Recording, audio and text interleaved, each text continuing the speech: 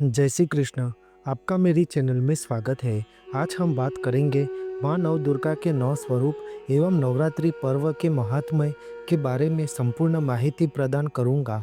चैत्र नवरात्रि के पावन अवसर पर माँ नव दुर्गा का 3 प्रमुख हिंदू देवियों जैसे कि माता पार्वती, माता लक्ष्मी और माता सरस्वती, इन तीनों देवियों का मिलकर नव दुर्गा का 9 स्वरूप, जिसमें श्री शैलपुत्री, श्री ब्रह्मचारिणी, श्री श्री चंद्रघंटा, श्री कुष्मांडा, श्री स्कंदमाता, श्री कात्यायनी, श्री कालरात्रि, श्री महागौरी, श्री सिद्धिदात्री की पूजा अर्चना विधि विधान से किया जाता है।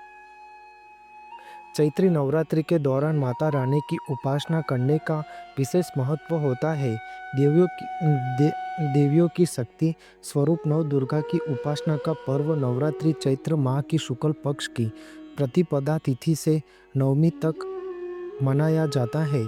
नवरात्रि की निश्चित 9 तिथि, 9 नक्षत्र, 9 शक्तियाँ की नवदा भक्ति के साथ सनातन काल से मनाया जाता है। नवरात्रि के 9 दिनों में आदि शक्ति माता नव दुर्गा के उन 9 रूपों का भी पूजन किया जाता है जिन्होंने सृष्टि से के आरंभ से लेकर अभी तक इस पृथ्वी लोक पर विभिन्न लीलाएं की थी। माता के इन 9 रूपों को माँ नव दुर्गा के नाम से जाना जाता है। उनके मंदिर भी स्थापित हुए हैं। माँ नव दुर्गा का प्रथम स्वरूप माँ शैलपुत्री है। वहाँ पर्वतराज हिमालय की पुत्री होने के कारण उन्हें शैलपुत्री कहा जाता है।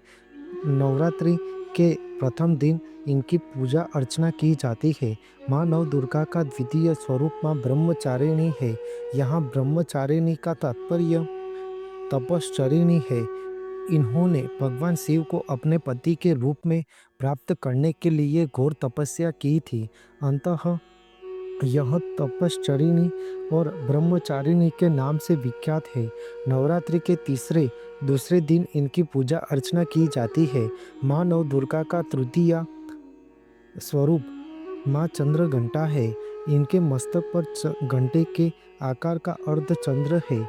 इसी कारण इन्हें चंद्रघंटा देवी कहा जाता है। नवरात्रि के तीसरे दिन इनकी पूजा अर्चना की जाती है। इनका पूजन करने से साधक को मणिपुर चक्र जागृत होने वाली सिद्धियां संवत प्राप्त हो जाती है तथा सांसारिक कष्टों से मुक्ति भी मिलती है। माँ नव दुर्गा का चतुर्थ स्वरूप श्री कुष्मांडा है।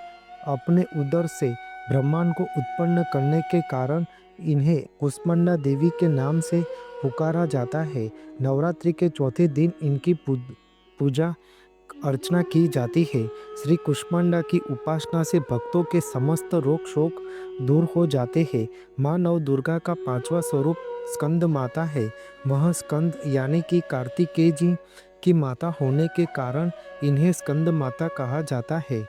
नवरात्रि के 5वें दिन इनकी पूजा अर्चना की जाती है। इनकी आराधना से विशुद्ध चक्र जागृत होने वाली सिद्धियां संवत प्राप्त हो जाती है।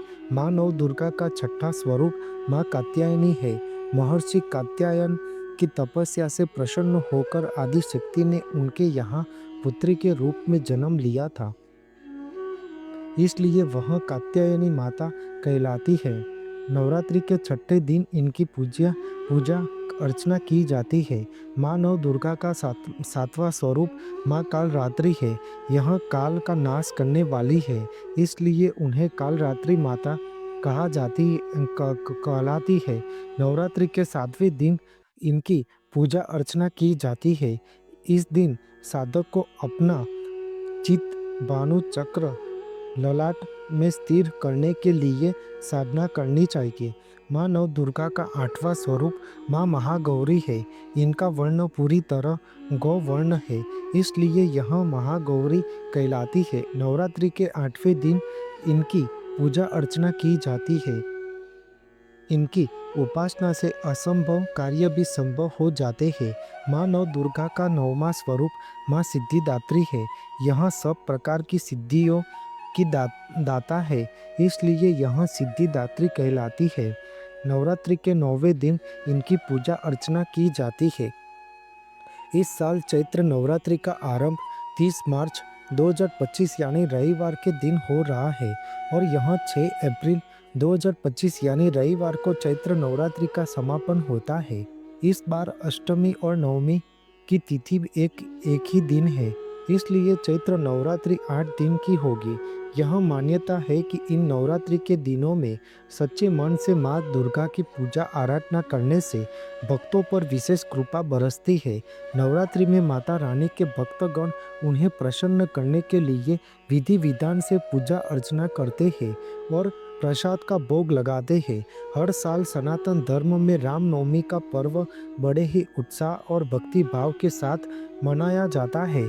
धार्मिक ग्रंथों के अनुसार इस दिन भगवान राम ने जन्म लिया था। अयोध्या के राजा दशरथ के घर चैत्र माह के शुक्ल पक्ष की नवमी तिथि पर भगवान राम ने जन्म लिया था।